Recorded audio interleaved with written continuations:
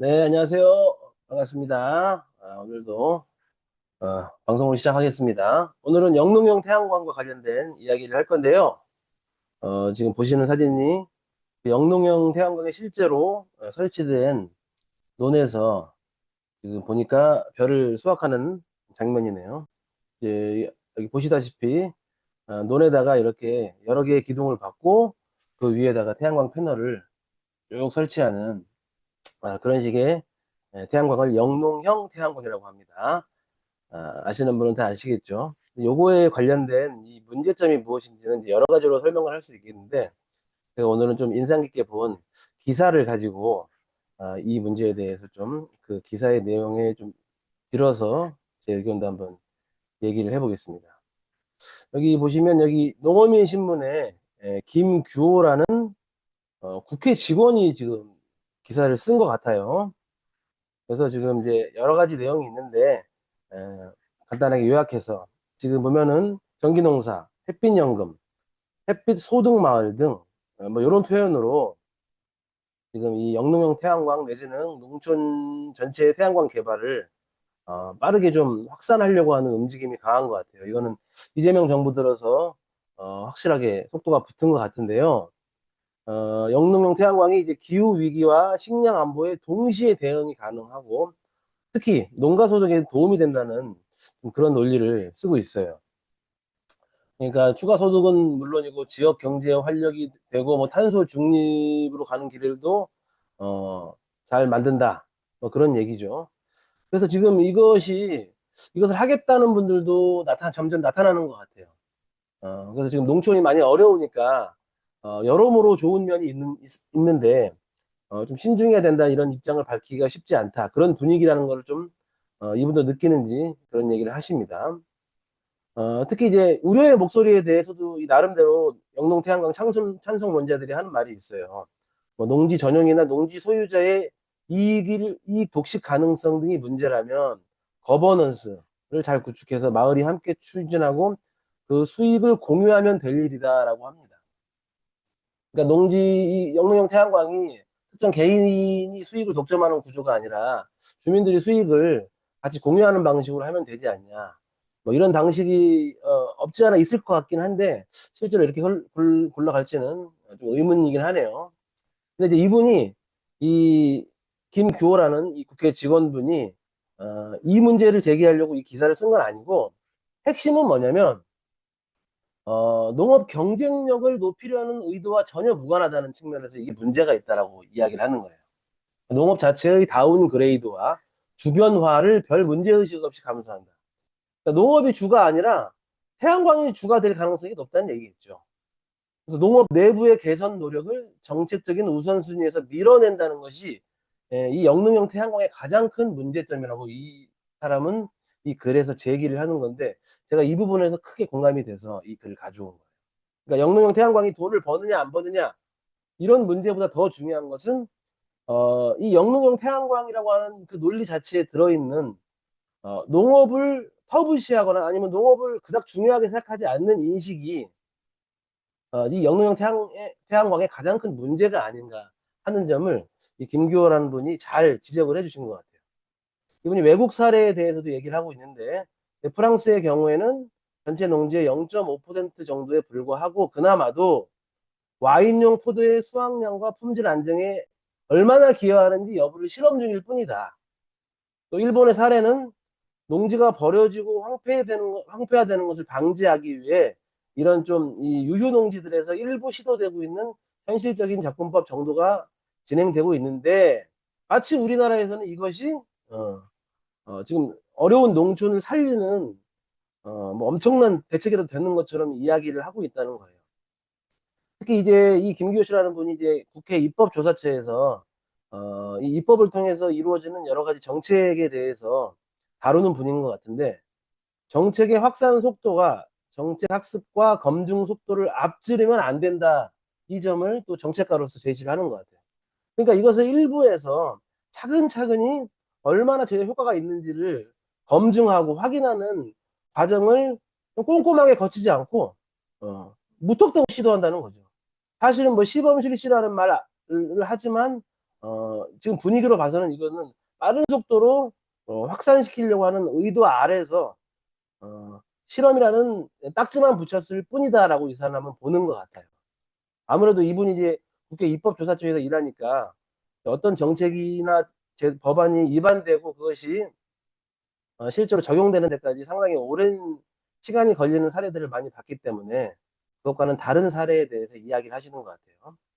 그러니까 단기적으로는 소득 증대가 있을지 모르는데 중장기적으로 생산 기반과 농지 이용 구조에 미칠 영향을 면밀히 검토하지 않고 지금 이게 마구잡이로 추진되고 있다. 자, 마지막입니다.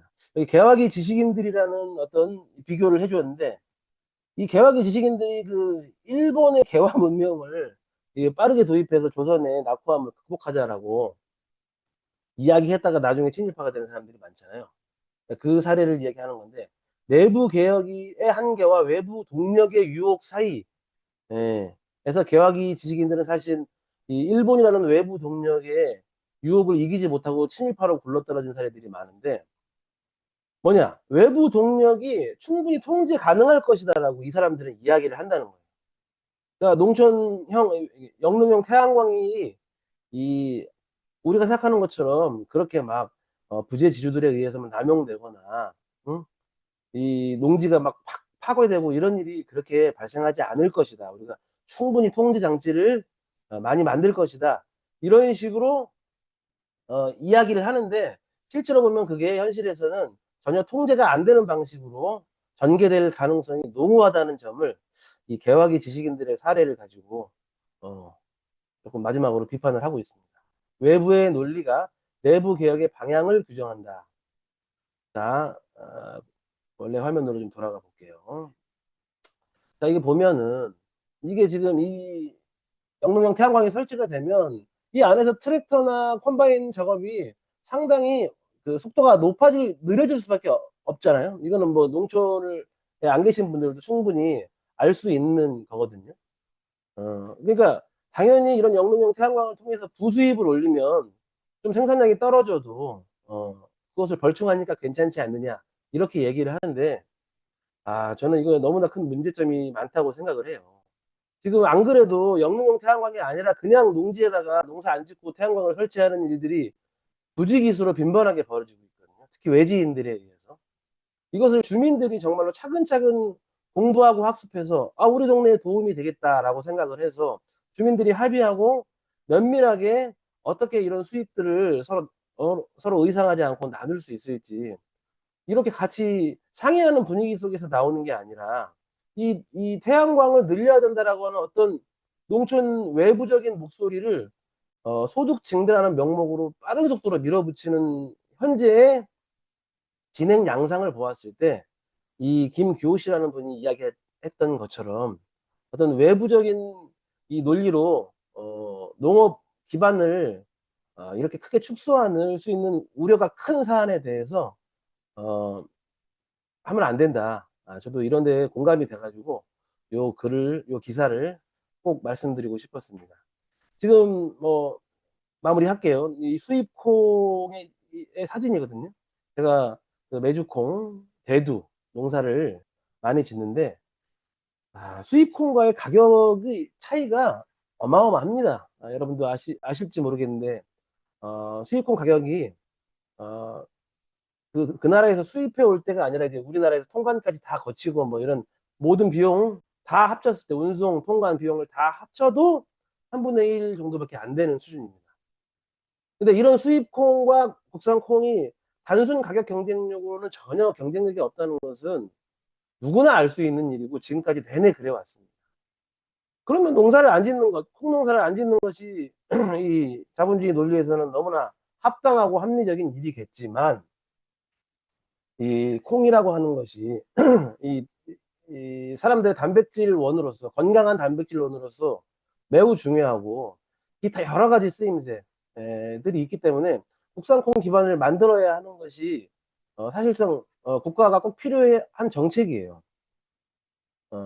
근데 사실 이제 이 수입콩이 가격 때문에 지금 논콩 재배를 엄청 활성화 시켜놓고 또 가격 경쟁력이 안 된다는 명목으로 또 이 콩 재배 독려 정책을 순식간에 뒤집으려고 하는 지금 분위기거든요. 제가 콩 농사를 하면서.